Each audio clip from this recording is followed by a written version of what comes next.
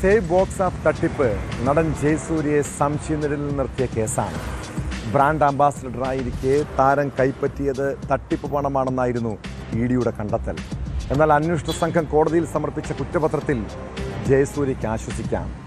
നടനെ സാക്ഷിയാക്കിയാണ് ഇഡി കൊച്ചിയിലെ PMLA കോടതിയിൽ കുറ്റപത്രം സമർപ്പിച്ചത്. സ്ഥാപന ഉടമ സ്വാതിക് റഹീം, തസ്ലീം, സേവ് ബോക്സ് കമ്പനി എന്നിവരാണ് പ്രതികൾ.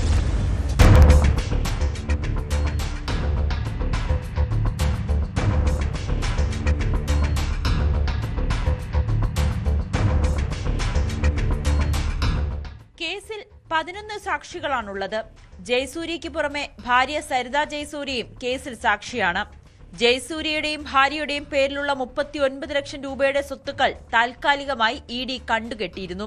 സേവ് ബോക്സിന്റെ ഫ്രാഞ്ചൈസികൾ നൽകാമെന്ന പേരിലും ആപ്പിന്റെ മറവിലും കോടികളുടെ വെട്ടിപ്പ് നടത്തിയെന്നതാണ് കേസ്. സ്ഥാപന ഉടമ സാദിഖിനെ തൃശൂർ ഈസ്റ്റ് പോലീസ് അറസ്റ്റ് ചെയ്തിരുന്നു. ഈ കേസുകളുടെ ചുവട് പിടിച്ചാണ് 2 വർഷം മുൻപ് ഇഡി അന്വേഷണം ആരംഭിച്ചത്. സേവ് ബോക്സിന്റെ ബ്രാൻഡ് അംബാസഡർ ആയിരുന്നു ജയസൂര്യ.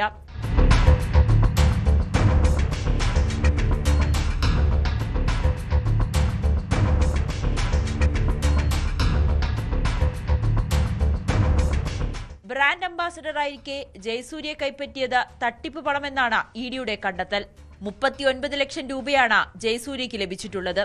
നടപടികളുടെ ഭാഗമായി കൊച്ചി, എളകുളം വില്ലേജുകളിലെ ജയസൂര്യയുടെ സ്ഥലമാണ് കണ്ടുകെട്ടിയത്. 1.88 കോടി വിലമതിക്കുന്നതാണ് ഈ സ്ഥലം.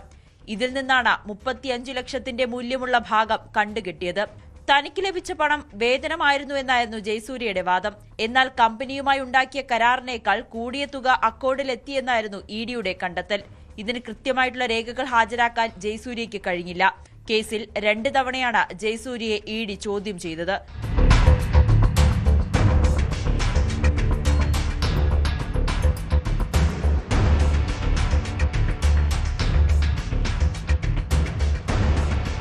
ന്യൂസ് 18 കൊച്ചി. കൂടുതൽ വാർത്തകൾക്ക് news 18 Keralam YouTube channel subscribe ചെയ്യുക.